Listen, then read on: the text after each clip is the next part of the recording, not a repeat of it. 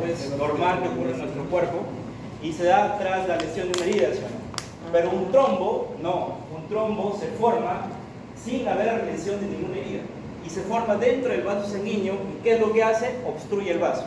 Y al obstruirlo, ¿qué provoca? Dependiendo de su ubicación, ¿no? Si está en el cerebro, ACV, en las arterias coronarias, infarto agudo de miocardio, ¿no? O si se encuentra en algún otro lugar. Entonces, aquí entran a tallar los anticoagulantes. ¿Cuál es la función de los anticoagulantes? ¿Qué cosa hacen los anticoagulantes? ¿Qué lo dice? Reducir la formación de trombos. ¿Pero cómo lo hacen? Actuando a diferentes niveles de la cascada de coagulación que ahí lo tenemos. Entonces, como ellos actúan a diferentes niveles de la cascada de coagulación, como por ejemplo algunos factores actúan inhibiendo ciertas funciones que hace la vitamina K. Sabemos que la vitamina K se encarga de producir 4 factores y 2 proteínas. ¿Cuáles son los factores? El factor 2, 7, 9 y el factor 10. Y la proteína C y S, ¿no? Pero ¿cuáles son los dos más importantes de esta cascada? El factor 2 y el factor 10. ¿Por qué son los dos más importantes? Porque básicamente son el eje de la formación del coágulo. Y básicamente todos los fármacos que son llamados anticoagulantes se encargan de inhibir estos dos factores. Principalmente a estos dos factores. Así como también tenemos otros fármacos que inhiben directamente a la trombina, que son los fármacos más modernos que tenemos, ¿no? Como ahí lo vamos a mencionar, el dabigatran, que va a estar más adelante. Y otros que son mucho más específicos, que inhiben directamente al factor 10 activado, como por ejemplo el apixaban, el rivaroxaban, ¿no? Inhiben directamente al factor 10 activado. Y si nos damos cuenta, todos actúan a este nivel, que es la vía común de la cascada de coagulación. ¿Y por qué inhiben a estas dos partes de la cascada de la coagulación? ¿Qué hace la trombina? ¿Cuál es su función? Transformar el fibrinógeno en fibrina. Además, ¿qué hace? Activa el factor 13, que es estabilizador de la fibrina. Entonces, ambos colaboran en la formación del coágulo, la formación final del coágulo. Entonces, si yo inhibo a la trombina, ya no se forma el coágulo. Además, ¿qué hacen los inhibidores del factor 10 activado? O sea, ¿qué hace el factor 10 activado? Forma de la protrombina, lo convierte en trombina. Entonces, dos funciones importantes, ¿cuáles son? Inhibir la acción de la trombina e inhibir la formación de la trombina, porque ahí gira todo, es el eje de toda la formación del coágulo. De ahí su uso principal, básicamente, viene pues, son dos usos: prevención y tratamiento. ¿De qué? De eventos tromboembólicos, que pueden ser tanto venosos como también arteriales. Los eventos tromboembólicos venosos, ¿cuáles son? Los más conocidos: trombosis venosa profunda, tromboembolismo pulmonar, y los arteriales, fibrilación auricular, o algunos pacientes que tienen alguna prótesis cardíaca, ¿no? De alguna válvula, que tienen alto riesgo de desarrollar coágulos. Entonces, ahí se dan estos tratamientos. Siguiente. Ya, entonces acá esto es muy importante, la clasificación de los anticoagulantes. Según su vía de administración, se dividen en dos: los parenterales y los orales. Los parenterales tienen dos tipos de administración, ¿no? Intravenosa y subcutánea. Entonces estas son las dos formas de las que se pueden administrar. Y a su vez se dividen en indirectos y directos. ¿A qué se refiere con eso? Los indirectos, hay ciertos anticoagulantes que no pueden ejercer acción sobre el factor mismo, sino que dependen de una proteína que es sintetizada por nuestro hígado, que ya cumple esas funciones. ¿Cuál es? La antitrombina 3. La antitrombina 3 tiene dos funciones importantes. ¿Cuáles son? Inhibir la acción del factor 10 activado y inhibir la acción de la trombina, ¿no? Entonces, como hace esas dos acciones, los medicamentos o los anticoagulantes parenterales indirectos, ¿no? En este caso tenemos todas las heparinas, ¿qué es lo que hacen? Trabajan en sinergismo o potencian la actividad de la antitrombina 3. Eso es su acción principalmente. Y acá tenemos su clasificación, ¿no? Por eso es que se dice que se llaman indirectos, porque no actúan directamente en él, sino que dependen de la antitrombina 3. Y los directos, que son los más sofisticados, ¿no? Ellos sí actúan directamente sin tomar pues, la antitrombina 3, ¿no? Porque ellos actúan directamente inhibiendo el factor. Y los orales, también tenemos los directos, que no necesitan de la antitrombina 3, y los indirectos, que obviamente, pues, no necesariamente porque se necesita de la antitrombina 3 se llaman indirectos, sino porque Ellos tampoco actúan directamente, sino que inhiben a la vitamina K, como lo voy a explicar a mi compañero, ¿no? Y acá, entre los fármacos más conocidos, tenemos a la heparina no fraccionada, a la heparina de bajo peso molecular y algunos pues derivados sintéticos, como por ejemplo aquellos que inhiben directamente al factor 10 activado, ¿no? Entre estos tres, ¿cómo se clasifican? ¿No? La heparina no fraccionada a su vez tiene dos formas, ¿no? La cálcica y la sódica. ¿Cómo se diferencian ambas? Es que la cálcica es de administración subcutánea y la sódica de administración intravenosa, ¿no? Pero es importante saber esto porque hay que saber cuándo administrar heparina no fraccionada y saber cuándo administrar heparina de bajo peso molecular o un derivado sintético. Es importante saber cuándo yo voy a administrar. ¿Cuándo administro una heparina no fraccionada?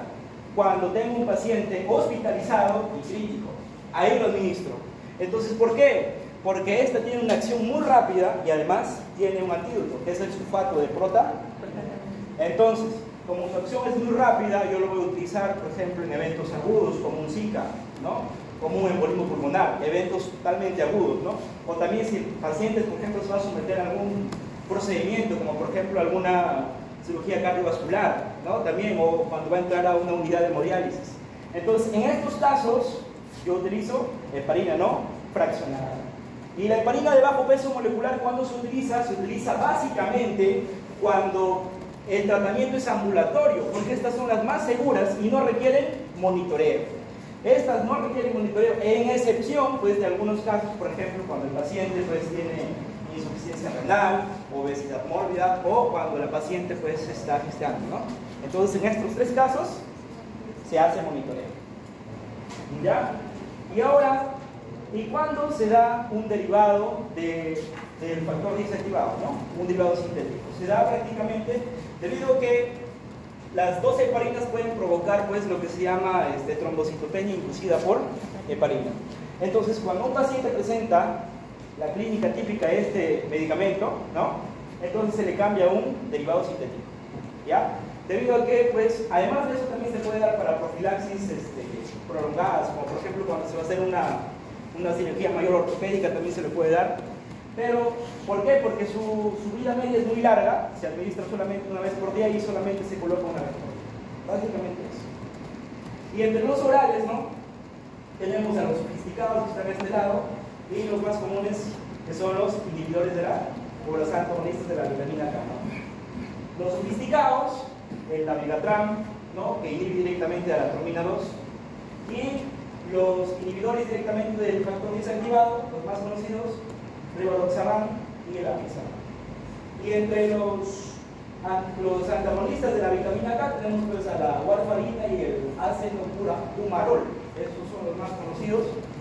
Debemos poner en claro, recalcar que la warfarina tiene que ser controlada a través del INR y por este lado las heparinas a través del TTPA, ¿no? Del tiempo de tromboplastina parcial activada. El INR debe ser controlado entre 2 y 3 y si tiene prótesis entre 2.5 y 3.5. Ya sería mejor, doctor.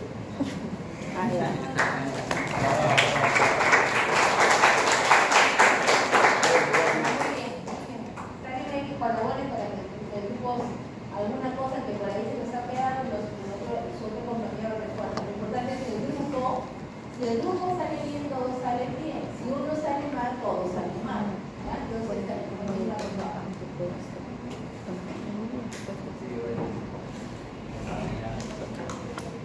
Cansadita.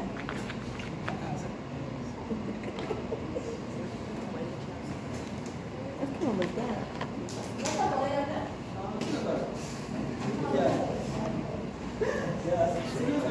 No, lo decía por ella, porque estamos... No, decimos así, no, sigue. Seguimos con el siguiente. Cuando el paciente luego de anticoagulante tenemos al inhibidor directo de la trombina oral. Este medicamento va a inhibir directamente al factor 10 activado, por lo tanto va a bloquear, digamos, la acción de que el fibrinogen no se convierte en fibrina y esto también va a tener consecuencias que no se va a poder hacer la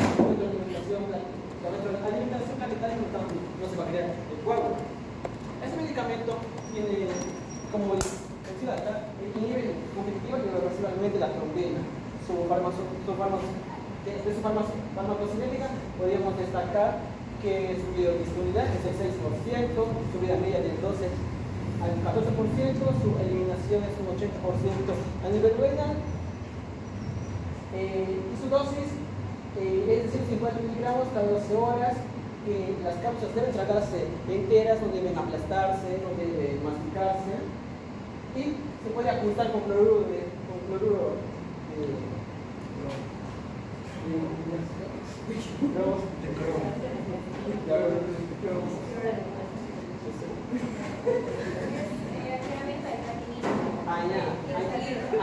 disculpe, aquí dice para ajustar según el aclaramiento que creatinina de 15 a 30 mililitros por minuto, y que es contraindicado cuando el aclaramiento está menor a 15 mililitros por minuto, es decir, cuando hay una insuficiencia renal muy evidente.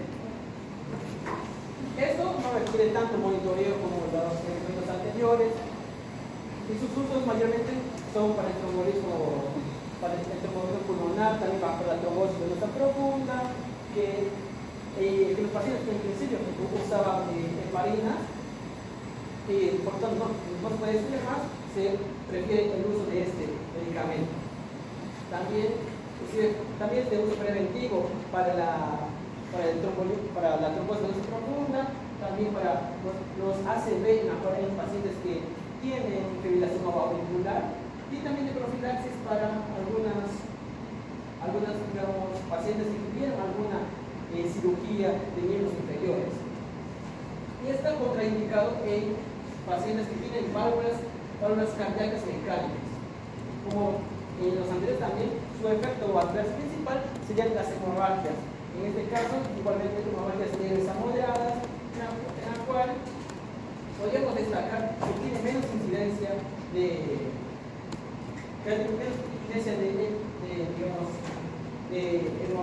hemorragias en pacientes que tienen hematomas intracraneales, a diferencia de la warfarina.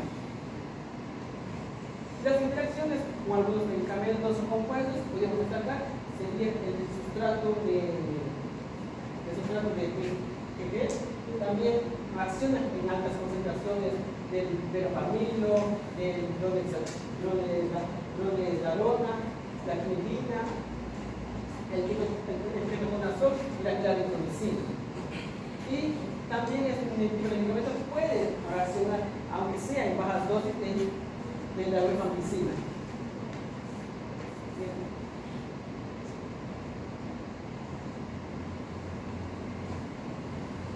El siguiente fármaco sería el siguiente grupo de fármacos, que son los inhibidores del pastor 10. Aquí podemos destacar tres medicamentos, que sería el rivaroxaban, el apixaban y el edoxaban.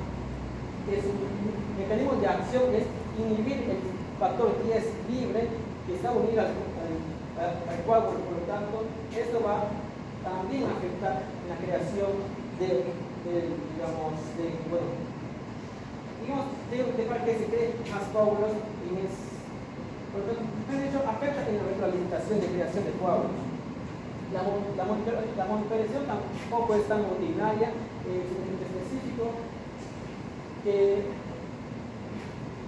mayormente para poder, si queremos monitorearlo, preferentemente es en el TP y no en el TPT. Cabe destacar que este profesor tiene un ensayo clínico en el cual se puede destacar su importancia. Y sus usos comunes son para la prevención de ACV en pacientes que tienen fibrilación auricular o también que tienen fibrilación no valvular, el tratamiento igualmente para pacientes con embolismo pulmonar y en la trombosis venosa profunda. Quiero destacar que de esos tres medicamentos, yo mencioné anteriormente un dato que en pacientes con cáncer la warfarina no sirve para prevenir la creación de coágulos, y que estos pacientes estaban más propensos a las hemorragias. Un ensayo clínico que se había leído destaca el uso del apixaban, en el cual ese medicamento sí resultó tener, digamos, un beneficio de prevención en muchos tipos de pacientes, pero todavía falta más estudios, ya que solo sería un ensayo, no hay más investigación sobre este medicamento. Y el siguiente cuadro es esos siguientes aspectos de los tres medicamentos, la diferencia que podríamos sacar la biodisponibilidad, del primero que sería un 80%, la segunda un 50%, y el tercero sería un 62%. Igualmente la vida media, que del Rivaroxaban es el menor de los tres, es decir, de 7 a 11 horas, el segundo a 2 horas, y el último de 10 a 14 horas. Igual, el mecanismo de los tres es tanto bueno, es mayormente hepático como por las vías biliares, y su eliminación mayormente es renal, y hepático mezcladas. ¿Tengo alguna forma de monitorizar? ¿Tengo alguna forma de monitorizar? ¿Ah? Porque es más útil con el antifraude. No tenemos forma de monitorizar, es una de las cosas. No lo monitorizamos. En clínicos acá no tenemos monitorizamos. No, acá no tenemos. Sí, claro.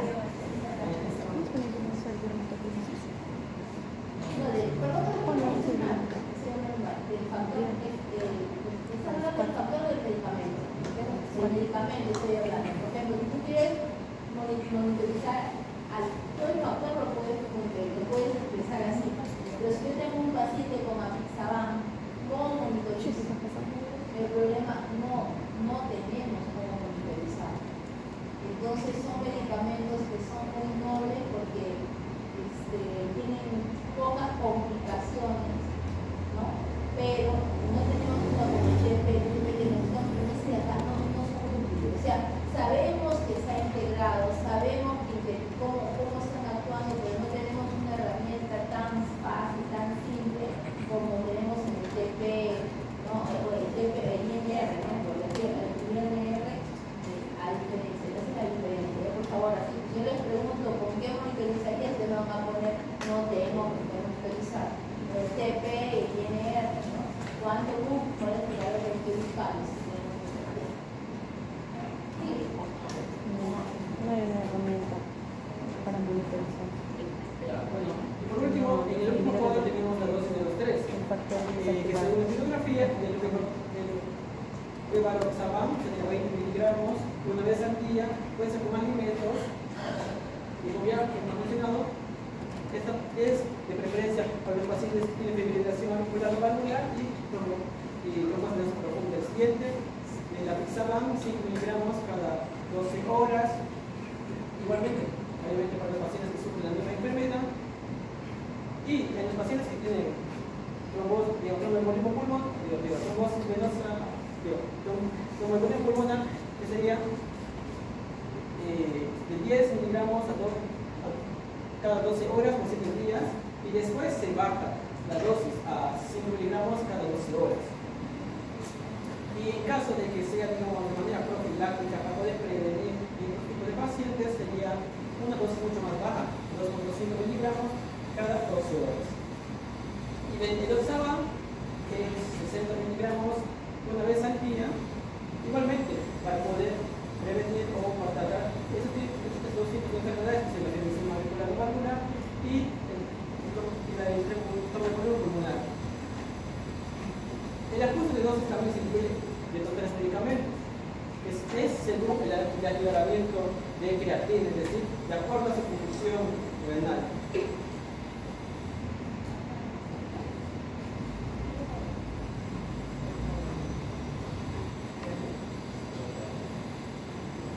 Buenas tardes, doctora, compañeros. Para continuar con la exposición, vamos ya al bloque que son antiagregantes. Como definición, tenemos que es un fármaco que en este caso disminuye ¿con qué? Con la capacidad de las plaquetas para unirse entre sí, es decir, agregarse, ¿no? Interfiriendo en los mecanismos que llevan a la formación del trombo arterial. Ahora, nuestros antiagregantes tienen un objetivo principal, que viene a ser proteger al paciente frente a futuros eventos trombóticos arteriales una anticoagulación completa. Ahora, beneficios muchísimos. Dentro de ellos tenemos que reduce el riesgo de un infarto agudo del miocardio, previene accidentes también cerebrovasculares isquémicos, así como también evitar la trombosis de los evitar la trombosis de stent coronario y disminuir también las futuras complicaciones que se vayan a dar, ya sea la forma trombóticas en las arteriopatías periféricas y otras enfermedades a nivel cardiovascular. Siguiente, por favor. Bien. Dentro de los mecanismos de acción tenemos 5 puntos muy importantes. En resumen, todo esto, los antiagregantes tienen función de... vamos a ir por mecanismo por mecanismo. En lo que concierne a los inhibidores de la enzima ciclooxigenasa 1, tenemos el famoso acetilsalicílico, ¿no? Que tiene una duración de vida de 7-9 días. Tenemos también la no duración de las ciclooxigenasas, donde su principal fármaco que sale a flote es las prostaglandinas. Los inhibidores de la P2 tenemos, bueno, acá en Tarapoto se trabaja bastante con estos dos fármacos, que es el clopidogrel y el diclofidina. También en lo que concierne al bloque de mecanismo de inhibición de la P2, tenemos el que más se usa es el ipitamol. Y por último, también en lo que concierne también al bloque de mecanismos de acción de inhibidores de la TIGIT de 2A y 2B, tenemos acá al tirofiban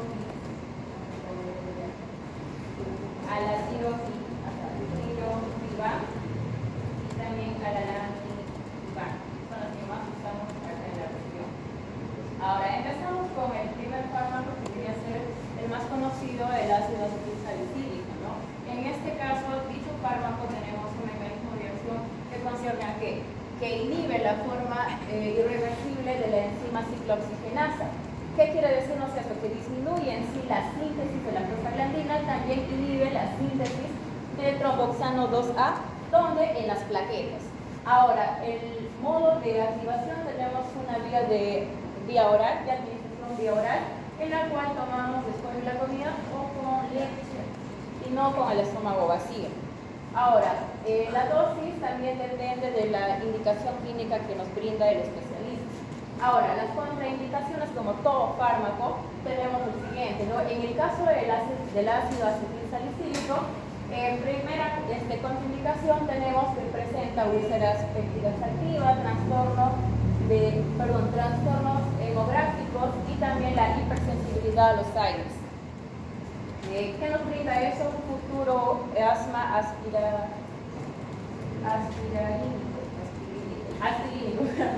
Ahora, en lo que concierne a niños y adolescentes, presenta como contraindicación las futuras infecciones virales y también pues no insuficiencia renal grave.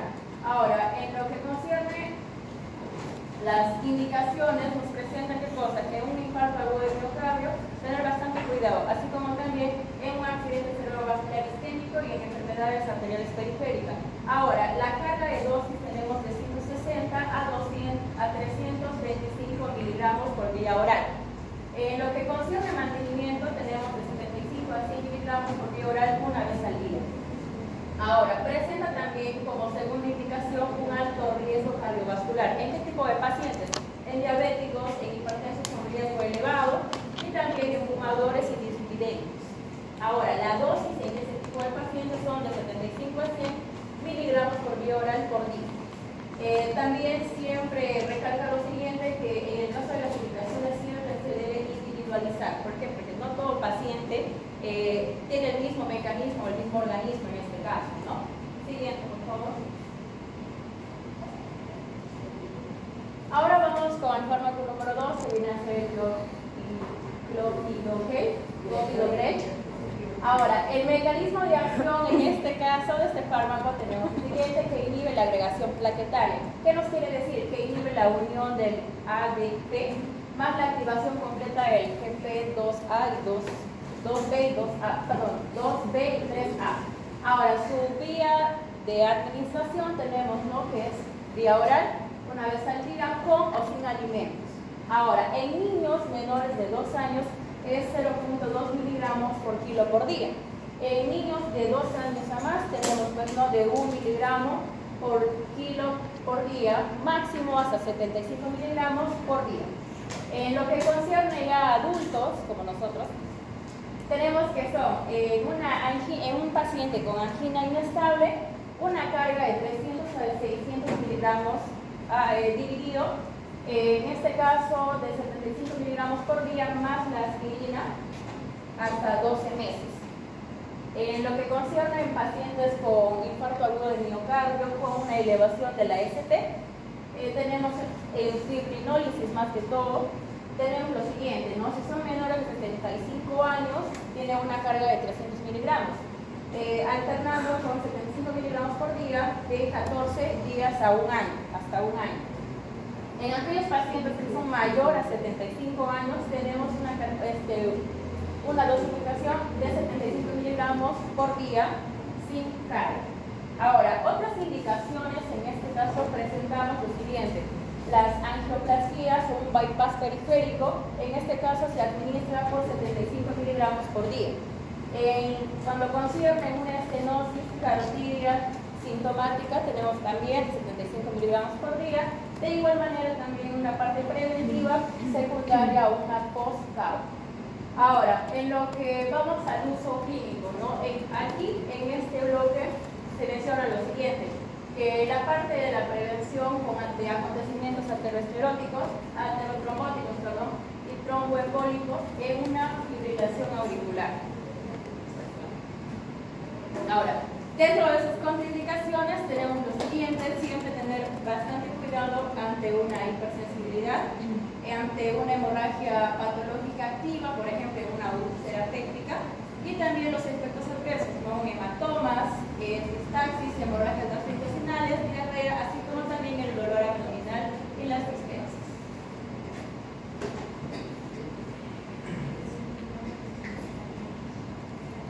Ahora, seguimos con el tercer fármaco, que viene a ser el Prasugrel.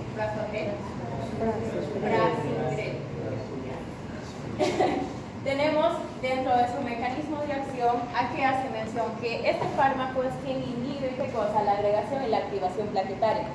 Ahora, ¿eso qué nos quiere indicar? Que presenta una unión irreversible de un metabolismo activo, así como también, A2, B2 y 2. Ahora, su modo de administración, de igual manera, es de vía oral, pero en este caso no, con o sin alimentos. Ya, las dosis de carga tenemos de 600 miligramos por vía oral, ideal en ayunas, para que su inicio de acción sea mucho más rápido. Ahora, la dosis de mantenimiento viene a ser de 10 miligramos por vía oral, una vez al día, más aspirina. Ahora, en pacientes que tengan menos de 60 kilogramos, o también en aquellos que tengan más de 75 años, es recomendable o se considera 5 miligramos por vía oral por día, por un mayor riesgo de sangrar. Ahora, las indicaciones principales, como en todo fármaco que se viene exponiendo, tenemos, ¿no? En un paciente que presenta un síndrome coronario agudo, está sometido a una futura intervención coronaria percutánea. Siempre también combinar con ¿qué? Con aspirina. La dosis de tratamiento usualmente son de 12 meses. Ante un uso clínico también tenemos que es muy bueno para ¿qué? Para la parte preventiva en eventos aterotrombóticos tanto en adultos con el famoso síndrome coronario agudo. Angina inestable y también con aquellos pacientes que presentan infarto agudo de miocardio sí o con elevación del segmento ST.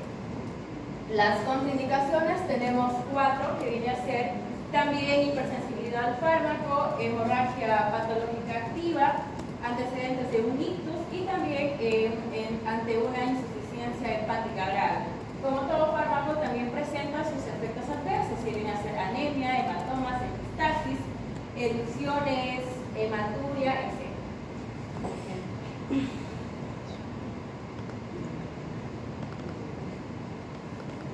Seguimos con el antepenúltimo fármaco ya en todo este bloque, que viene a ser el Carilol. Ahora, en este caso, este fármaco pertenece a ¿qué? A la clase química del ciclopentil triazolapinil. Ahora, este fármaco viene a ser un antagonista oral, selectivo y también es reversible de los receptores P2 y E12.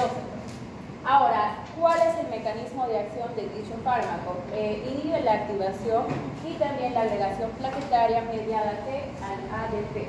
Ahora, este fármaco no bloquea la unión ADP, sino que ayuda a transmitir señales a través de una unión del receptor.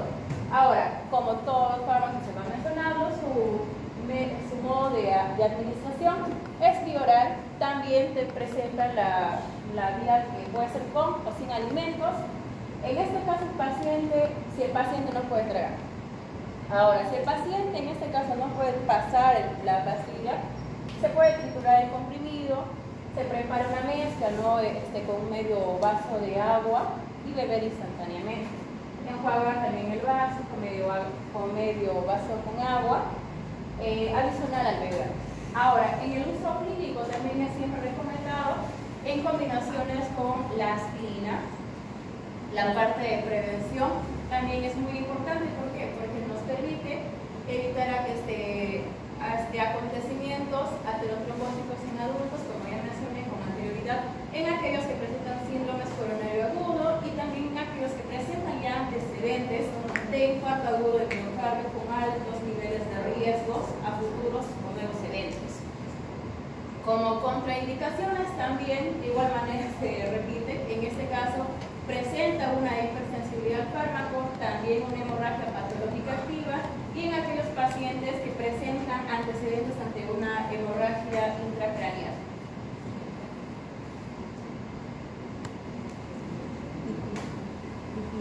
Y este sería el último fármaco, ejemplo de los antiplaquetarios. Tenemos a la diflunistamol, que es una clase de antiagregante plaquetario que nos ayuda a inhibir, o es un inhibidor de la fosfodiesterasa. ¿Cuál es el mecanismo de acción acá? Aumenta o incrementa la función del AMP cíclico y también inhibe la recaptación de la adenosina, produciendo ¿qué cosa? Una futura inhibición de la activación plaquetaria más la vasodilatación coronaria. Ahora, dentro de las indicaciones tenemos que ayuda en la parte preventiva secundaria a un ACV isquémico no cardioembólico, gracias aquí o acompañado de la aspirina.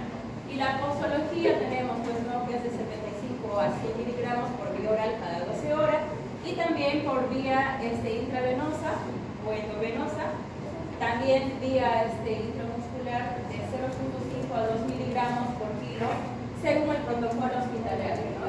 Esto se individualiza de acuerdo a qué hospital requiere, ¿no?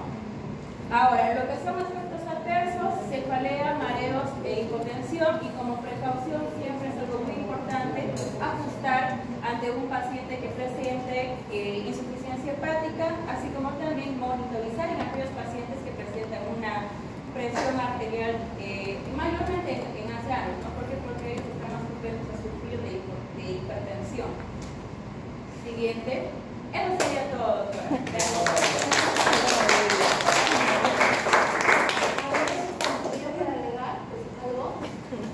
El cine.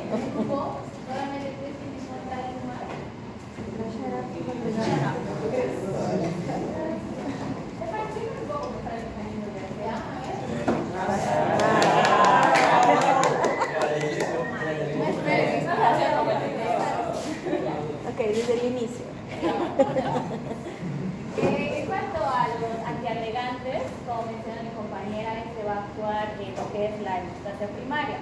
Los anticoagulantes actúan en la hemostasia secundaria por la parte de la vía intrínseca y la vía extrínseca. La hemostasia primaria, en este caso, su objetivo es para la formación de un trombo plaquetario, ¿no? Para detener rápidamente el sangrado. Entonces, ¿qué es lo que pasa? Hay una lesión vascular, entonces se deja al descubierto lo que es el colágeno y el factor de von Willebrand. Entonces, al dejar al descubierto esto, las plaquetas que se encuentran circulando por la sangre pues van a reconocer estos factores y estos se van a unir a este complejo, lo que va a hacer que la plaqueta se una a la zona lesionada. Al unirse a la zona lesionada, entonces la plaqueta se va a activar y lo que va a hacer es que se va a activar también las enzimas intracelulares plaquetarias como la fosfolipasa 2. La fosfolipasa 2 va a metabolizar el ácido araquidónico y va a entrar a lo que es el ciclo de la oxigenasa.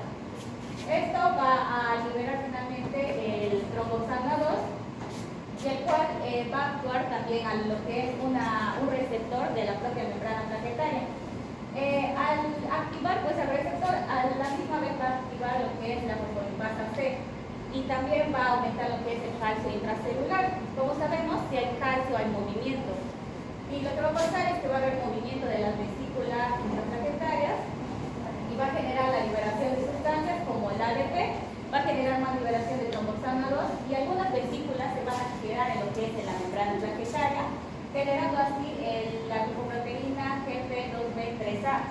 Es muy importante porque gracias a esta se va a poder unir más plaquetas entre sí mediante el fibrinógeno o el factor de von Willebrand. Y es por esta unión es lo que se va a generar ya la agregación. Es en todo este punto, en todo este contexto, es donde va a actuar ya los fármacos, donde se han desarrollado fármacos que actúen, por ejemplo, en lo que es el ciclo de la oxigenasa, inhibiéndolas. Y si inhibe este ciclo, pues no va a haber tromboxana 2, no se va a activar el fosfolipasa C, las vesículas no se van a ir a la membrana y no va a haber agregación. En el caso de los inhibidores de la COX-1, se tiene reconocemos que es el ácido acetilsalicílico.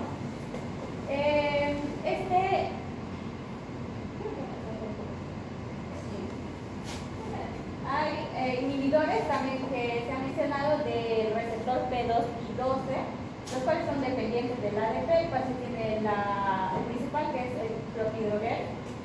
A los inhibidores de la fosfodiesterasa, como el dipiriptamol, el cual en este caso la fosfodiesterasa lo que hace es degradar lo que es el GMP cíclico y el AMP cíclico.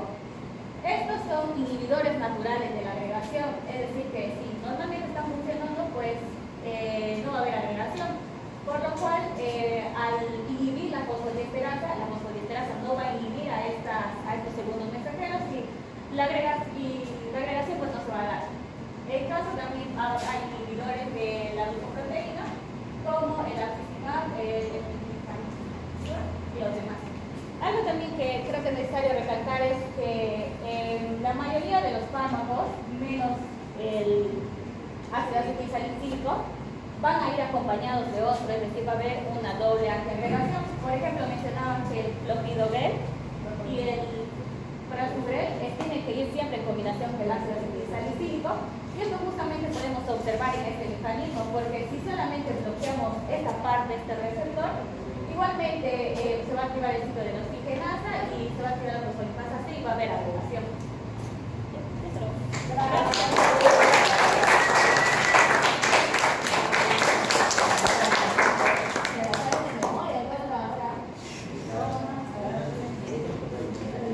Ahora, un caso sobre un paciente con PTI.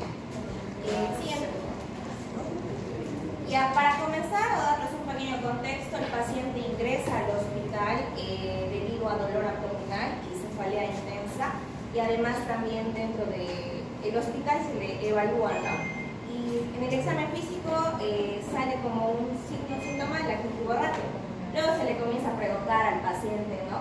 Y se tiene que tiene un antecedente del 2019 de una PTI diagnosticada, sin embargo no pudo acudir después a consulta porque él vivía lejos, además después de la pandemia, y se quedó ahí solo con un tratamiento inicial, se podría decir, y un abandono del tratamiento. En ese entonces le habían dado prednisona.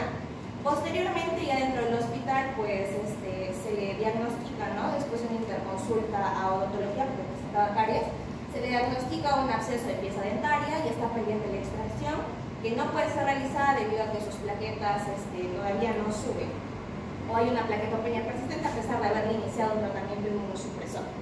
Sigue.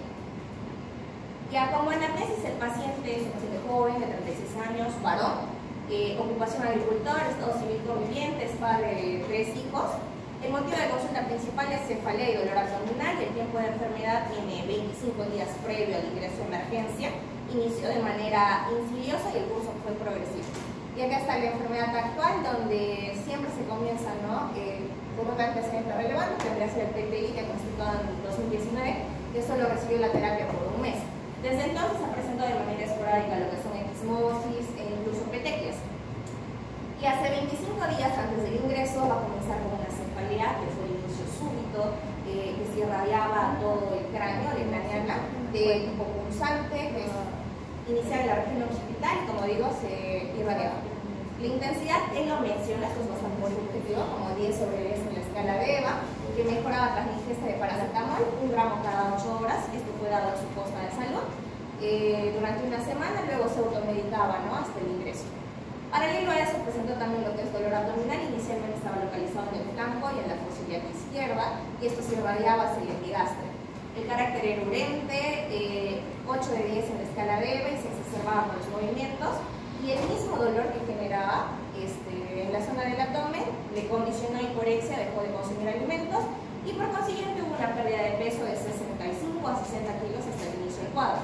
Con respecto a sus funciones biológicas, pues el apetito estaba disminuido, la sed también se encontraba disminuida, era un paciente que trabajaba de agricultor en el campo y debido a su trabajo y sus largas jornadas no consumía mucha agua. La orina se encontraba normal 4 veces por día, de posiciones normales de 3 veces por día. El sueño, pues, debido al dolor, no podía dormir, se encontró también disminuido.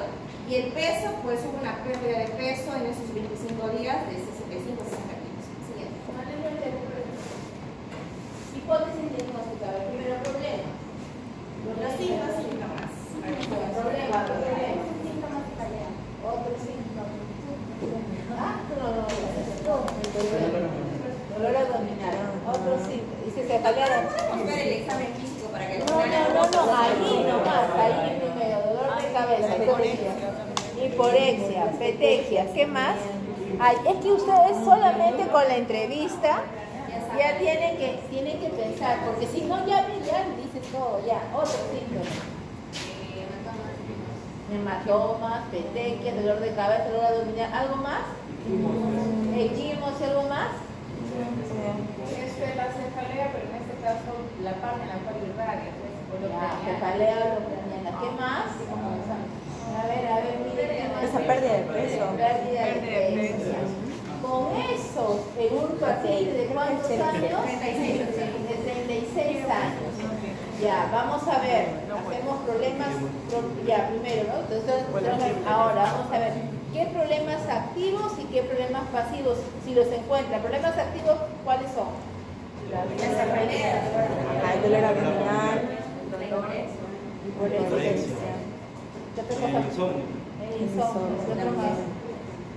¿Qué otro más? Todos casi son activos. El apetito disminuido. Perdí apetito. No. Ya, ahora la otra parte que es miedo, hipótesis diagnósticas. Tienen que decir lo que ustedes, sin haber visto los análisis, todavía ella ya sabe, todas las del grupo no saben, pero ¿qué hipótesis diagnóstica?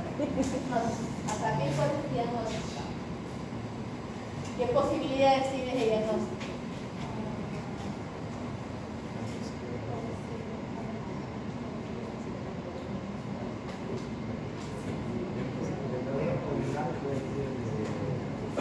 Dolor abdominal, perfecto. Primero, dolor abdominal. Todavía no lo ha descrito más, pero dolor abdominal. ¿Qué posibilidades diagnósticas?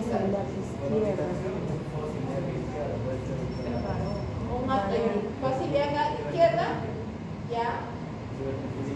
Apendicitis. Ya. Puede ser otro dolor. ¿Qué otra razón? Una nefrolitis. Una nefrolitis. ¿Qué otra? ¿Algo más? Algún problema de coagulación por las petequias. Y los Pero vamos a dolor abdominal. Primero dolor abdominal. Ah, ok.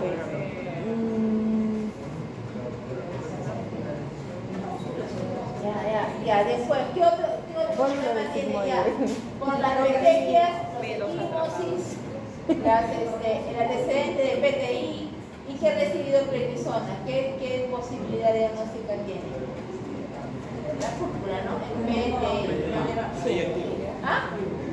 La púrpura, porque ya tiene el diagnóstico, ¿no?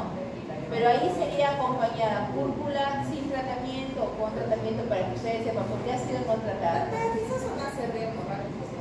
dolor de cabeza, ya quiere un dolor de cabeza. Con el dolor de cabeza uno se ve, ¿a alguien más se le ocurre el dolor de cabeza? ¿Qué otra causa? Migraña, ¿no? ¿Cómo es el dolor de cabeza? ¿Y cómo es el dolor de la migraña? ¿Qué otra cosa? Ahí ya después le van a preguntar algo más antes de que pase, algo más. ¿Qué otra cosa más como dolor de cabeza? Un ACV isquémico todavía, sí, ya. ¿Qué otra cosa más? Hipertensión endocraniana, ahí está. Entonces estaría. Ahora, antes de que pase alguna pregunta a su compañera, antes de que pase el examen de la entrevista, que les ayude a acercarse más a sus hipótesis, están haciendo ustedes la entrevista, algo más a ella o al grupo de este paciente, o ya está toda su historia, está, o alguna cosa quieren saber. Si tuvo algún tipo de caídas o golpes antes de ingresar a emergencias. Solo fue el dolor. Si tomó algún otro medicamento. Tampoco. Salvo el paracetamol condicionado. Pero para el dolor abdominal. Paracetamol. ¿Se tiene como antecedente hipertensión o diabetes? Ya, pues sí. Ya.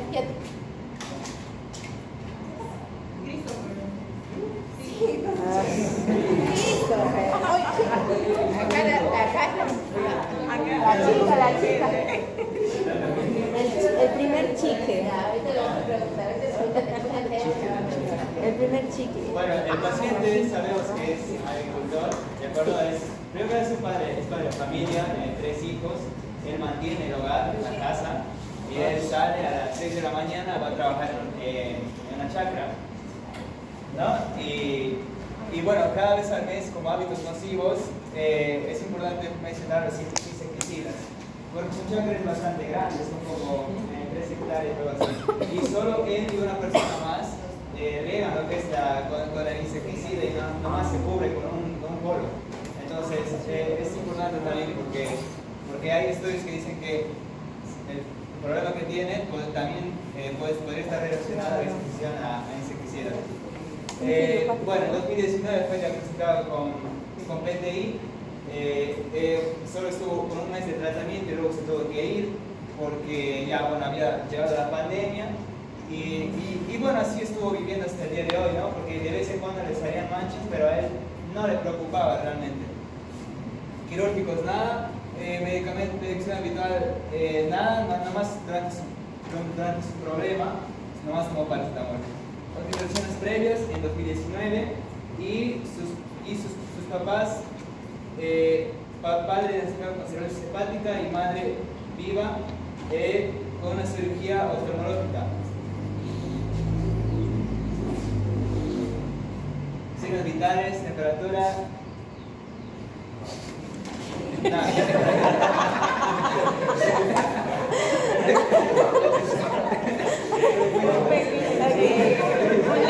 Presión arterial 20. Temperatura 3,2, frecuencia cardíaca 70, frecuencia respiratoria. ¿70? ¿Qué? La cardíaca es 70, Ya, ok, está bien.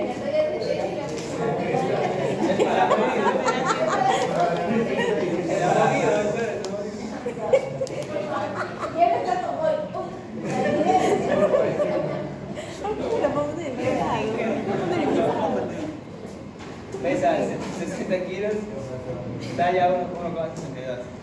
El paciente es colaborador, pero transmite un estado anímico triste y decaído. Piel panera, piel morena, cabello negro, uñas de manos limpias, rosadas, uñas bien descuidadas. Ahora, lo que es piel, lo que tiene zonas de equimosis, más que todo de miembros superiores, y es mucho más evidente, son lesiones más grandes de zonas de venopuntura, o sea, donde le ponen la vía. Luego también en el abdomen tenía una equimosis aislada, cerca a lo que es cerca de la línea del ombligo. Y bueno, solo subcutáneo, poca cantidad, predominante en abdomen y sin presencia de edema. Lo que es la piel, le hemos buscado en las piernas, no tenía eso. Y bueno, siguiendo no tenía ganglios, el sistema osteomiarticular estaba adecuado, lo que es el tabique nasal está eritematoso. Y bueno, lo que es ojos, escleras conjuntivas, todo correcto. Lo que es la cavidad oral sí estaba descuidada, ¿no? Estaba bastante descuidada, sus dientes estaban muy amarillos, con una mala higiene. Así que, y bueno, eso es todo. Y en el cuello también, sin protuberancias ni ganglios.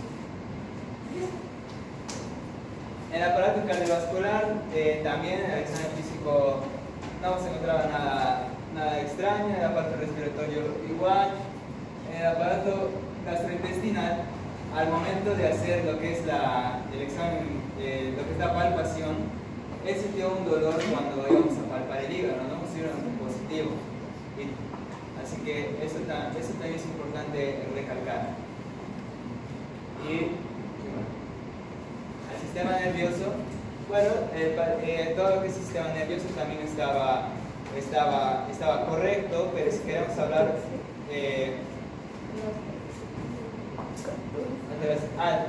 tenía una alteración en el nervio oculomotor.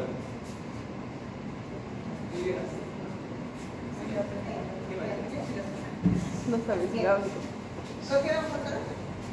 Ya, entonces en vista de todo la historia clínica del paciente, hemos hecho una recopilación de datos ocasionado una lista de problemas. Empecemos por los diagnósticos antiguos, que sabemos que es el PTI, pero para poder llegar a este diagnóstico sin tener mucha información, sabemos que el paciente sufrió un poco de astenia, está cansado. Y fuera de eso, lo más llamativo era el signo de las psicosis de las extremidades y un poco del estómago. Pero para poder llegar a la púrpura, sabemos que este es un diagnóstico más de laboratorio. Cuando se hicieron sus primeros exámenes, que más adelante se van a ver, se vio que había una plaquetopenia y una anemia. Ese en cuanto a los diagnósticos antiguos. Ahora, los diagnósticos nuevos vamos a encontrar dos. Primero empecemos por los dos síntomas. Lo que faltó mencionar es que él, antes del ingreso, tenía sensación de alza térmica. O sea, él dice que tiene fiebre, pero no ha sido cuantificada, entonces lo pone como sensación de alza térmica. Acompañado de la cefalea y la hiporexia, además de que el signo había, cuando se hizo una interconsulta a odontología, se menciona que hay caries dentales, inflamación de dientes dentales de la 34 a la 36 y pues, una pérdida de peso. Dentro de los laboratorios se ve que hay linfocitos aumentados en 20% y monocitos en 0.2%, y con eso se podría llegar a un diagnóstico que se llegó más que nada por la interconsulta con la odontología, de que hay una absceso dental sin fístula con raíz dental y ahora, eso explicaría un poquito quizás por qué el dolor de cabeza. Ahora, ¿por qué el dolor abdominal? Sabemos que es un poquito complicado de irradiación del dolor abdominal porque él dice que inicia en la espalda baja izquierda y que luego se irradia abdomen. Es un poco inespecífico eso, pero sin embargo el signo de puño perfusión es positivo y el signo de Murphy también, como se mencionó. Y en el examen físico también se descubre que el hígado sobrepasa el reborde costal por más de 5 centímetros. Acompañado de las imágenes que más adelante van a mostrar, si me equivoco, se ve que en la ecografía el profesional nos menciona que existe un quiste renal simple izquierdo y en la ecografía abdominal también hay una hepatopatía difusa crónica moderada. Con esto, con todo lo mencionado, se llega pues, al diagnóstico sindrómico de que existe un quiste preñal izquierdo y luego moderado. Explicándoles un poco el por qué existía ese dolor, que es un poco complicado de evaluación. Un repito, allí si bien es cierto, ¿cuánto se demoraron en dar el diagnóstico? ¿Cuántos días más o menos para dar el diagnóstico de acceso dentario?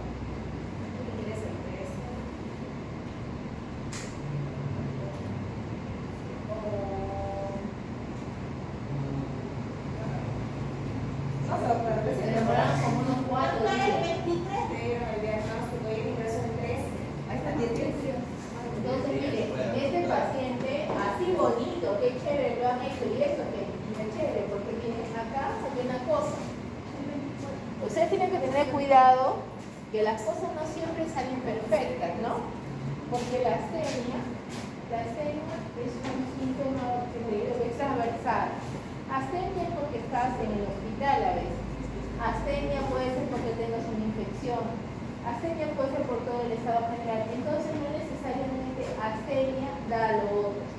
A mí me adecuado, porque yo les decía que pongan por síndromes para que más o menos traten, y a veces no les va a cuadrar, y van a tener cosas. O sea, no necesariamente todo, porque acá, por ejemplo, tenías equimosis en extremidades, hemorragia, plaquetopenia, y acá podías poner ya el antecedente ya tenías, ¿no? La seña no necesariamente, no digo que no sea, pero no necesariamente dice acá. Acefalea, alza térmica y hiporexia es un síntoma bien específico, ¿no? Entonces, ¿cómo llegan al absceso? Pues, miren, ¿cómo llegan con cefalea, sensación de alza térmica y hiporexia? ¿Cómo llegan a un absceso? Por los Claro, por esa caries dental. Entonces, ustedes cuando tienen un paciente de este tipo, nosotros, ¿qué pasó? Allí todos se centramos en lo que siempre lo examinaba, fiebre, hemocultivo, radiografía, ecografía, le encuentran que era un quiste y seguía el paciente con fiebre, ¿no?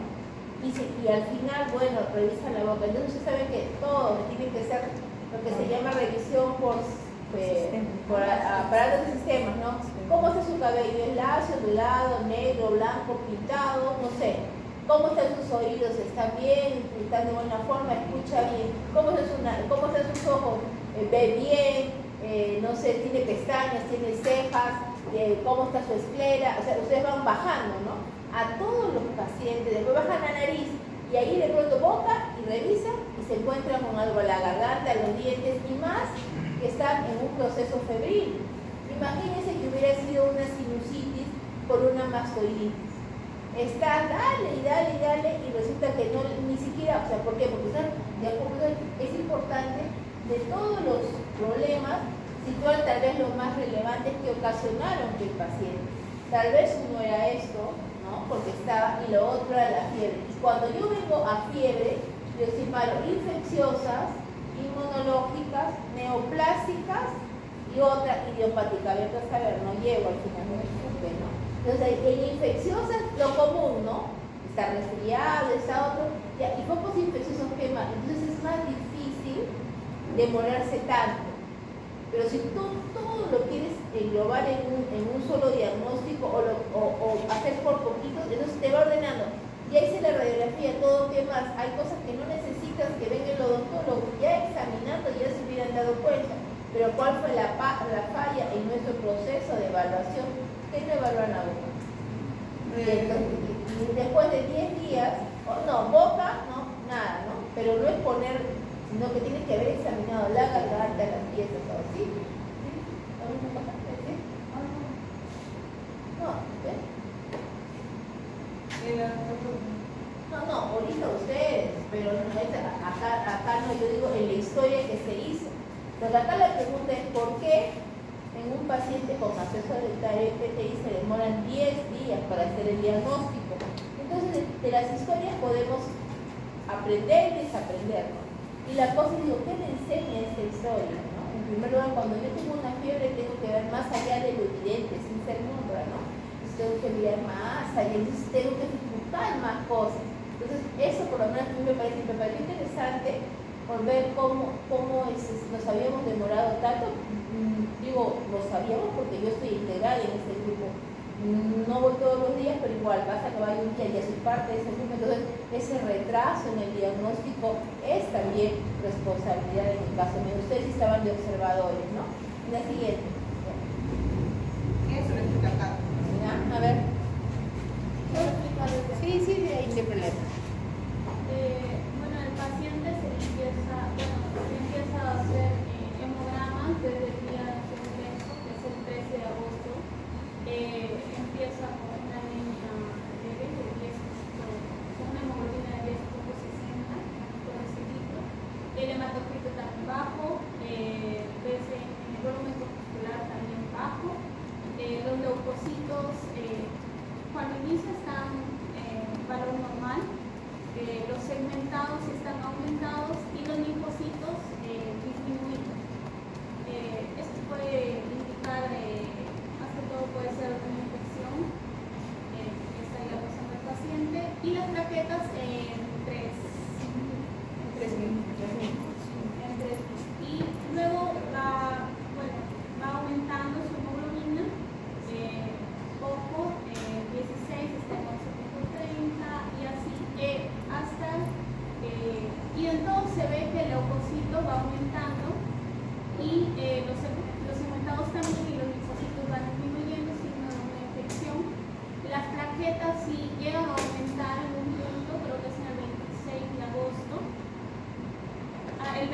de agosto llegan a 73.000, pero luego vuelven a bajar. Entonces, creo que por eso tampoco es que se le puede dar, se puede retirar la pieza. La pieza dental. ¿Y por qué le subió la hemoglobina? Le hicieron transfusiones de tres paquetes. ¿De sangre o de plaquetas? No, de plaquetas. Entonces, ¿por qué subió la hemoglobina? Ahí viene la duda, ¿no? Porque a ese paciente en esa semana le han dado ivermectina, le han dado albendazol, ha estado comiendo todos los días, no ha estado trabajando, ha estado echado. Si bien es cierto, estaba muy estresado y sufriendo por las razones que le va a explicar su compañera, entonces ha habido esto, ¿no? ¿Qué tipo de anemia es? Es hipocrómica también. Microcítica y claro, ferropénica. Ya. A ver, continúa. Y eso básicamente las plaquetas que van disminuyendo, pero nunca llegan a un nivel donde se pueda hacer el retiro, para que se pueda ser viable el retiro de la pieza dental. Y hasta el 1 de septiembre llegamos solo hasta ahora. Y se va de alta, ¿no? El paciente, ¿no? Sí, va de alta y no lo retira. No le retirar. Creo que sale la mayoría normal. ¿Los reticulocitos cómo fueron? Dice 1.39. ¿Eso qué significa? ¿Cómo está su respuesta medular? Está respondiendo. Porque está aumentando. ¿Cómo está realmente su valor? ¿A cuánto es? Lo máximo que llegó a 12, ¿no? O sea, no de hemoglobina al 12. El valor es entre 13 y 16. Le responde lentamente, pero no hay una... No llega a 14. A 14. Entonces no hay necesidad porque la hemoglobina está bien. El siguiente. ¿El TP y el R cómo está? ¿Está afectada la coagulación? No, está. O sea, ¿qué más? Un test de COVID indirecto positivo y... ¿Qué más? ¿Qué es eso? El antígeno Ya, positivo. ¿Qué otra cosa más? Examen de orina, ¿no? reticulocitos también. Reticulocitos, ¿qué más? Y el tiempo de prototipo. El tiempo de prototipo está 27, después de que nosotros también. Ya, entonces, ¿qué te hace? Entonces, eso estaba ahí, 5 minutos. Y Examen de orina. Como suerte no tenía maturia, porque si no, no hubiera dejado de sangrar. Y acá, En la serie roja y hipocromía, en la serie hipocromía, neutrofilia, sin depilación, no se observa blanco. trombocitopenia. Trombocitopenia. las imágenes. Donde se ve el quiste en el riñón. Y la izquierda. Y también se ve una hepatopatía. No llega ni un centímetro. Es de 9 milímetros. Este es simple reflexión. Y la hepatopatía difusa crónica, ¿no? Ya, bien. Y lo que pasa aquí es que con los diagnósticos que ha tenido, con los 3 que contamos, se hace un tratamiento farmacológico que ha estado llevado por el hospital y también hemos agregado, mi compañero Christopher ha agregado el tratamiento que hubiera sido lo ideal en este paciente. Lo que se hizo en el hospital es que cuando se detectó el absceso, o sea, que existe una infección y por eso está causando la fiebre, se inicia lo que es metronidazol endovenoso cada 8 horas.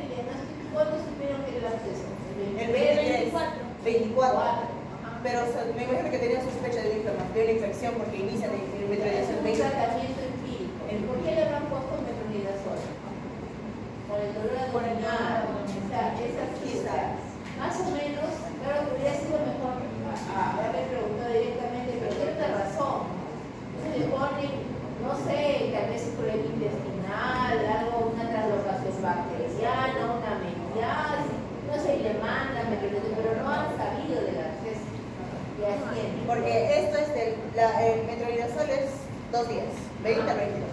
Luego le cambian por clindamicina, endovenosa cada 6 horas desde el 21 al 23. En el 23 ya saben que es un absceso. De ahí lo cambian a amoxicilina más ácido clavulárico de 500 y 125 miligramos endovenosa cada 8 horas del 23 hasta el 1. El 1 es la fecha que nosotros no vimos. Pero lo más seguro es, o no sé, pienso que hasta el 3 ahora sigue su tratamiento porque es hasta el 3 que le dan la alta. Probablemente le han dejado una semana. Claro, no, es el tratamiento que le dieron para el absceso. Ahora, para la púrpura, inicialmente inicia con prednisona, 1 miligramo por kilogramo de peso, oral, desde el 14 hasta el último día que se. Luego, picofenolato es agregado el 30, o sea, casi 15 días después de que inició la prednisona. Esto no importa. Y acá se agregan dos cosas, que son las soluciones de plaquetas.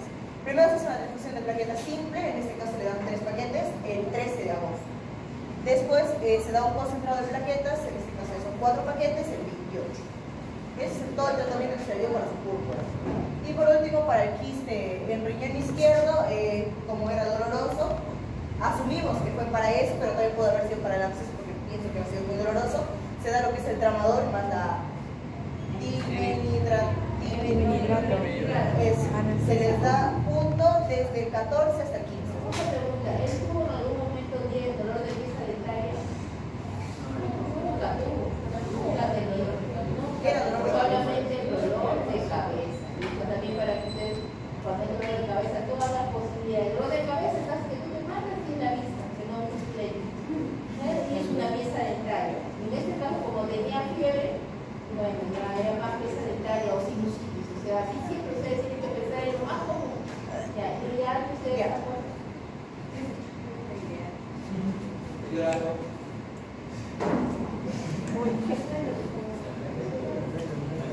Ay, adelante, bebé. ¿Qué te crees tú? ¿Qué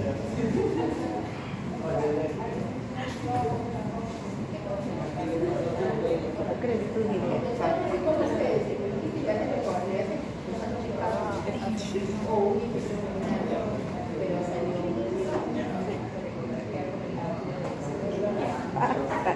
Bueno, para el absceso, pues lo que se quería hacer era un drenaje o extracción de la pieza dentaria comprometida, pero no lo estaban haciendo porque uno no acudía el odontólogo, o sea, no respondía a la interconsulta, que con lo pareciera ser que la plaqueta, el nivel de plaqueta no era adecuado. Entonces también se recomienda amoxicilina médico endovenoso y evidentemente analgesia y una higiene oral estricta con un control odontológico. Pero como les digo, el paciente estaba quedando hospitalizado y estaba preguntado por qué, y era justamente por el absceso. Y no llegaba el odontólogo y luego no podían hacer el procedimiento. Pero ya le habían informado también al paciente. O sea, hay un problema. El tratamiento en estos casos es muy dependiente del manejo del sistema de la pulsa. Entonces, no es que no haya querido el odontólogo, es simplemente que no podía. O sea, no es indicado. Entonces, esto ha sido el problema con él. Y la otra cosa, probablemente el metronidazol y la clindamicina ya han controlado el acceso hasta que ellos han llegado. ¿Cómo habrá estado? No sabemos. Porque el metro llega muy bien y grita también. Entonces, todos los antibióticos han estado recibiendo, ¿no? Entonces, si bien es cierto, hubo un retraso en lo que es la llegada del odontólogo, hubo muchísimo más retraso en pensar en un problema dentario. ¿Sí? ¿Algo? Ya. Continúa, por favor. Bueno, para la púrpura trombocitopénica, el tratamiento de primera línea son los corticoides, prednisona, la prednisona endovenosa, pero también como alternativa se usa la dexametasona de 40 miligramos.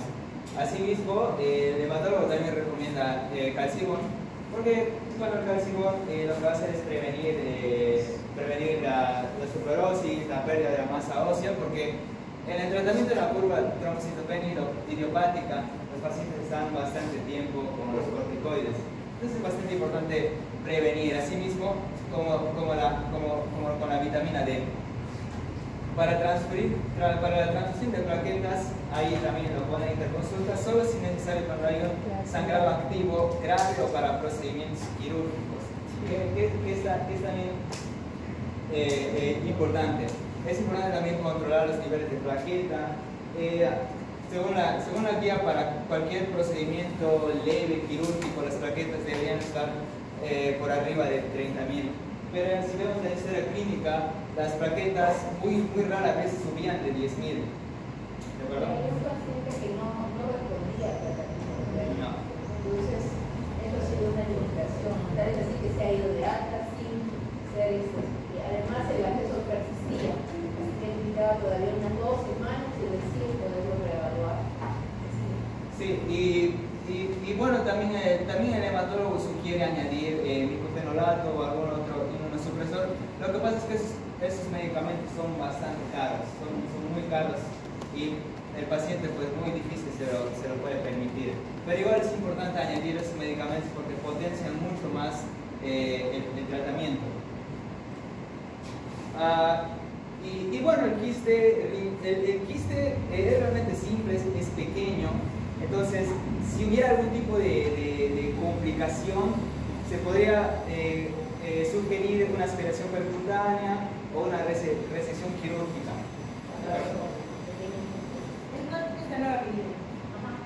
Desde 9 milímetros. Sí, pero el problema ahorita es que no se podía hacer tampoco nada con la papa.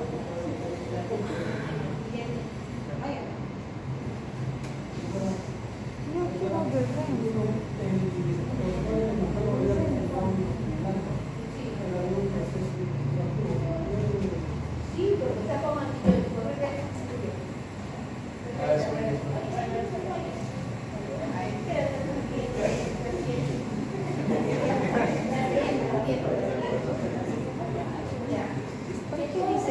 dentro del diagnóstico, ahí está faltado. Nosotros en la historia clínica siempre decimos que es importante la parte psicosocial del paciente. Entonces, este paciente tuvo diagnóstico de púrpura en el 2019. Cuando le preguntábamos por qué no había recibido el tratamiento, ¿cómo eran las respuestas? Lo abandonó porque uno, la distancia, otro vino la pandemia. Y porque no es que no creía en su enfermedad, sino que no creía que iba a empeorar. No le aconsejaron bien o digamos no le dijeron la importancia que tiene seguir el tratamiento. Tampoco comprendía bien en qué se basaba su enfermedad. Claro, ¿y por qué no entendía bien en qué se basaba su enfermedad? Por lo que no tenía. Entonces, en primer lugar, esta parte de la comunicación, de la comunicación, mira, todo el mundo se pelea por ser médico, pero cuando son responsabilidad, acá la responsabilidad literal la tiene el médico. O sea, al final, siempre se le echando toda la culpa. ¿Por qué? Porque acá no le han explicado bien y que ha condicionado que tenga, entonces que abandono. Eso era uno. ¿Qué más? El diagnóstico, ¿qué sigue? No, entonces, bueno, ya hemos hablado de acá además qué pasó, qué no hicimos, ¿no? Púrpura, quiste, ¿y qué otro problema tiene acá? Es que cuando yo no quise el grado de depresión porque es un diagnóstico que hace el psicólogo. ¿Quién ha dicho No, que el es? psiquiatra. ¡Dios! ¿Quién hace el diagnóstico? El psiquiatra. El psiquiatra. Es que no sé si Oh, yo no sé quién es mi psiquiatría, todavía no. No, todavía no llegamos. Doctora, es que sí nos dijeron que tiene varios parámetros. Entonces, por eso no puede. El diagnóstico de depresión, todo médico general tiene que saber hacer. Lo que pasa es que tiene que saber las limitaciones de su diagnóstico. Si alguien fallece, si alguien saca mala nota, yo puedo hacer mi diagnóstico de depresión. Si alguien le deja a su enamorado, yo sé que está deprimida esta persona. Pero hay un diagnóstico que se hace con pruebas que no son exclusividad de los psicólogos, por si acaso. A nosotros en psiquiatría nos enseñan a manejar las pruebas, tanto las que manejan las psicólogas como las que manejan los psiquiatras. Pero más que todo por dividir el trabajo, porque la medicina es muy amplia, entonces nos dividimos y la obstetricia se encarga de los partos normales, como quieren hacer otra cosa, la psicóloga de la parte de psicología, que para mí sí está mal que no hagan diagnóstico, deberían, porque hacen ciertos diagnósticos, pero hay todo un pleito ahí que no es motivo de ustedes, pero todo médico general tiene, y hay unas pruebas, unas que nosotros, es más, hay unas que dicen solamente puedes aplicar la médicos. ¿Por qué? Porque las pruebas no solamente te viene la parte de presión, sino te viene, no sé, si la persona es un borderline o la persona tiene rasgos psicóticos y todo lo demás. Ahora, otra cosa es que ustedes todavía no hayan rotado por psiquiatría y no conozcan, ¿no? Pero ese paciente estaba inminentemente, para la jerga común, triste. Para nosotros está deprimido. Que no le hemos aplicado, pero ¿por qué estaba triste? Porque él sostenía a su familia. Porque sostenía a su familia, es el único sostén. Su esposa no trabaja y tiene tres hijos. Su hijo mayor tenía 9 años. 9, 11 años. Sí, cuando era chiquito, porque él tiene 6 años. Entonces ven, entonces ya cambia la historia. ¿Por qué quiere irse del hospital rápido? Porque cada día que pasa, ¿y por qué estaba más deprimido? Porque se iba igual con limitación, o sea, no se le soluciona el problema. Igual cuando carga un pachete o algo puede sacar, hace un esfuerzo físico y se puede mejorar. Entonces, acá, nosotros tenemos, ya, y su estado nutricional, ¿cómo estaba su IMC? No, lo digo porque sus diagnósticos tienen que cumplir todos sus aspectos. Y la otra cosa, acá, ¿por qué pones en primer momento es esto? Porque a pesar de que eso es lo que le está causando la enfermedad de fondo, el otro, depresión, yo diría una depresión, en ese caso ya la pondría aguda, pero pronto se va a hacer crónica, ¿no? Y la otra, está evolucionando, le voy a poner, en pediatría sí me encanta que le ponen si son ecológicos o no, pues ustedes tienen. Porque en el psicosocial, y usted le dice, paciente procedente de dónde era? De Campanilla. Quien mantiene a su familia es el único proveedor económico, con 3 hijos, su esposa ama de casa, quien tenía, entonces usted ya más o menos, y vive, ¿dónde vivía? ¿En qué parte? ¿Campanilla? ¿Dónde era? En Campanilla, o sea, ya se imaginan a dónde vive, y ya tienen un contexto, porque yo puedo decir, paciente de 36 años, médico, que vive en Tarapoto, paciente ingeniero que vive en Morales, paciente piloto de avión, imagínense que es un piloto de avión, imagínense, o sea, yo ustedes, entonces cambian, soltero, casado, viudo, divorciado, no sé, con hijos, siempre vivirán. Entonces ustedes, es importante que en el psicosocial, esa parte de psicosocial, que parece que no le dan importancia, no da. ¿Por qué? Porque este señor va a luchar por mejorar, pero tiene un detalle, que es pobre. Tiene otro detalle, que su PTI no responde al tratamiento habitual. Y el más o lo que le quieran dar es caro. Ahora, felizmente que no tenía blasto ni nada, porque eso podría estar asociado con una neoplasia, o sea, la expresión de una parte sería una expresión de una neoplasia que se está escondiendo. Yo tenía por ahí un esplenomegalia, entonces yo ya, así no lo descarto, yo lo dejaría descartar, que ensombrece más. Entonces, su pronóstico de mi paciente, ¿cómo lo ves? Bueno, malo, reservado, porque si eso sigue, se puede morir. Se puede morir y no vamos a hacer nada, porque así le pongamos 20.000, un montón de personas. ¿Ah? Así le pongas las que quieras, no, y ni siquiera le subas.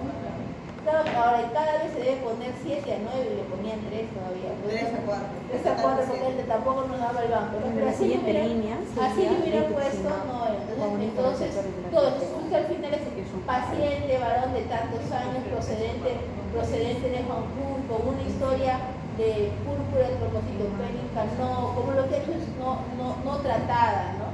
Quien ahora cursa con un absceso dentario que ha sido manejado con antibióticos por 15 días y en quien no se pudo hacer el drenaje, la extracción de la pieza ni el drenaje del acceso por su condición de trombocitopenia que no respondió al tratamiento. Y ahí viene, entonces, Entonces, este paciente, su pronóstico es reservado, porque el no responde al tratamiento habitual y su condición de pobreza y acceso al medicamento ensobrece. Y su problema emocional está acrecentado o intensificado por un trasfondo en el cual es él el único que mantiene a la familia. Entonces ya ustedes leen el final de su comentario, ya no tiene que ver todo, miren ahí, ya se dan cuenta, ¿no? Y pone 7 días de antibióticos, entonces ustedes en su comentario ponen SOAP, el plan, el AP. El AP es esa partecita que les he dicho, pero de día a día van aumentándola, ¿no? Hoy día con absceso, 5.º día de antibióticos, 6.º día viene van alimentando. Y cuando alguien viene a su historia, mírela y ahí puede ver más o menos para los globos, ¿no? Mire esa partecita y miramos los análisis y después vemos. Pero a veces pues tenemos que alimentar, si uno le pone dolor y todo, entonces yo decía que manejen con síndromes para que se equivoquen menos. Y a mí me gusta cómo hace el doctor Rodríguez cuando se inspira, ¿no? Y hace lo que es un planteamiento de diagnóstico, porque él es muy organizado y años de años que ha hecho su tesis en historia clínica enfocada al problema. O si no, miren también al doctor Montellanos, cómo también organiza cuando es la difusión y él más o menos lo va haciendo, ¿no? Entonces, esa es la idea que ustedes, esto es más o menos, obviamente que van a ir mejorándolo con el tiempo para que no haya, ustedes van a hacer su práctica diaria del examen. Aparte ya revisan el tema que ya sus compañeros han revisado, tal vez tenemos todavía más casos clínicos, a la medida de los días vamos a ir alimentando con sus casos clínicos que van a ir siendo presentados un poquito todavía mejor que acá. A veces con una historia natural, con el examen físico en el cual resalta sobre todo lo que estuvo mal para no demorarse tanto, ¿no? O lo que fue creciendo, lo que fue disminuyendo. Bueno, creo que los felicito a sus compañeros. Pero de caso sorpresa.